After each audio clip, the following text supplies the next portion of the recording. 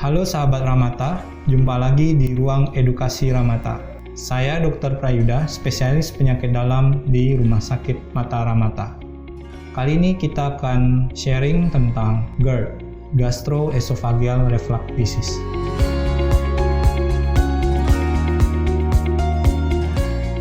Nyeri dada adalah keluhan yang umum terjadi di masyarakat. Tidak semua nyeri dada spesifik disebabkan oleh kelainan jantung. Salah satu penyakit yang sering menyebabkan keluhan nyeri dada adalah GERD. GERD adalah suatu kondisi masalah kesehatan di mana terjadi reflux atau aliran balik dari asam lambung maupun makanan dan minuman dari lambung menuju ke kerongkongan sehingga menyebabkan iritasi pada dinding kerongkongan serta peradangan pada organ-organ di sekitar kerongkongan. Keluhan-keluhan yang sering dialami oleh penderita GERD antara lain rasa panas di dada, di mana itu muncul lebih berat setelah makan dan pada malam hari, nyeri pada dada, adanya aliran balik dari makanan atau minuman serta asam lambung ke kerongkongan sehingga menimbulkan rasa yang asam dan pahit pada mulut, sensasi adanya gumpalan pada kerongkongan, dan juga gangguan menelan. Selain keluhan-keluhan yang saya sebutkan sebelumnya, kondisi lain juga yang bisa terjadi pada penderita GERD adalah batuk kronis karena adanya asam yang naik ke kerongkongan terutama pada malam hari, kemudian gangguan atau peradangan pada pita suara sehingga pasien sering mengeluh serak, kerusakan pada gigi, dan juga keluhan lain yang muncul di luar daripada keluhan lokal tadi yang di area kerongkongan dan lambung. Ada juga keluhan asma yang sering kambuh bagi penderita asma. Kemudian keluhan lain adalah gangguan tidur, terutama disebabkan oleh kondisi reflux tadi ataupun kondisi heartburn tersebut. Apabila kondisi-kondisi GERD tersebut tidak mendapat penanganan yang tepat, maka akan terjadi komplikasi jangka panjang. Komplikasi bisa terjadi pada kerongkongan, yaitu terjadinya tukak pada area kerongkongan, bahkan penyempitan pada kerongkongan bagian bawah.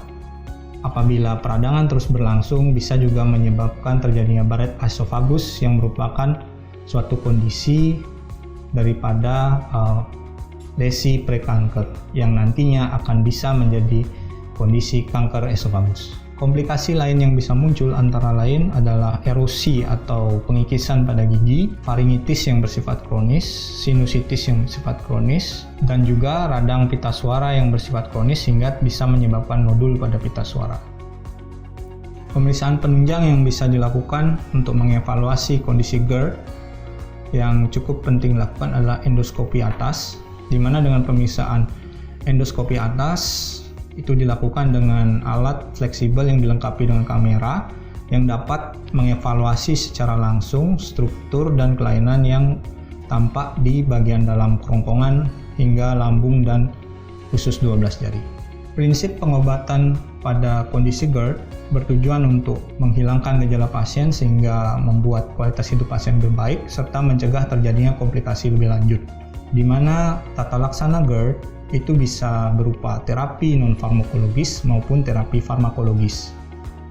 Terapi non-farmakologis yang bisa diterapkan pada penderita GERD antara lain, yang pertama pertahankan berat badan ideal, yang kedua stop merokok, yang ketiga tinggikan posisi kepala saat tidur sekitar 15-20 cm, yang keempat pada saat habis makan jangan segera tidur. Minimal harus 3 jam setelah makan baru kita bisa mulai tidur. Yang kelima, hindari makanan yang dapat meningkatkan produksi asam lambung dan mengurangi kecepatan pengosongan asam lambung seperti makanan yang berlemak, asam, pedas, saus tomat, bawang, mint. Untuk minumannya, hindari kopi, alkohol, dan minuman bersoda. Yang kemudian langkah ke-6, hindari menggunakan pakaian-pakaian yang terlalu ketat. Yang ketujuh, melakukan terapi relaksasi yang bertujuan untuk mengurangi kecemasan pada penderita GERD.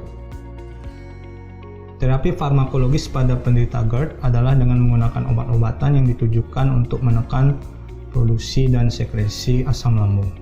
Sekian sharing tentang penyakit GERD, semoga bermanfaat. Sampai jumpa di Ruang Edukasi Ramata selanjutnya.